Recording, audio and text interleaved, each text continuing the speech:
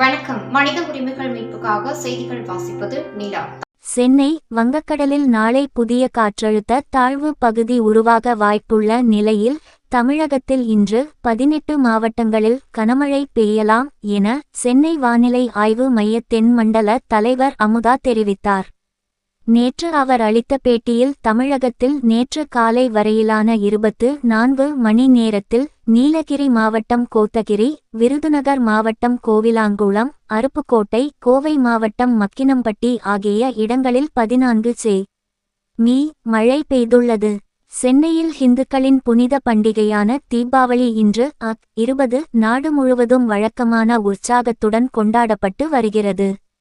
தீபாவளி என்றால் தீபங்களின் வரிசை என்று பொருள். இப்பண்டிகை வருடம் தோறும் ஐப்பசி மாதம் தேய்பிறை சதுர்த்தசி திதியிலோ அல்லது அமாவாசை தினத்தன்றோ வருகிறது. தீபாவளி பண்டிகையை இந்துக்கள் மட்டுமில்லாது சமணம், புத்த மதம் மற்றும் சீக்கிய மதத்தினரும் கொண்டாடி வருகின்றனர். அயோத்தியில் உத்தர பிரதேசத்தின் அயோத்திக்கு கடந்த 6 மாதங்களில் 23.82 கோடிக்கும் மேற்பட்ட பக்தர்கள் வருகை புரிந்துள்ளனர்.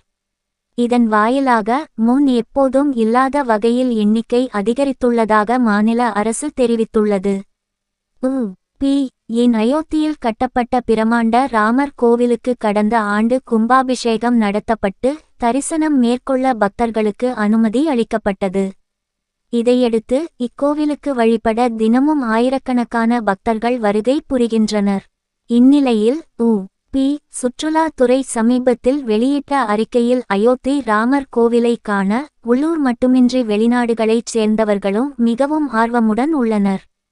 குறிப்பாக இங்கு ஆண்டுதோறும் நடக்கும் தீபத் திருவிழா தேசிய அளவிலும் சர்வதேச அளவிலும் அயோத்தியின் ஈர்ப்பை அதிகரித்துள்ளது.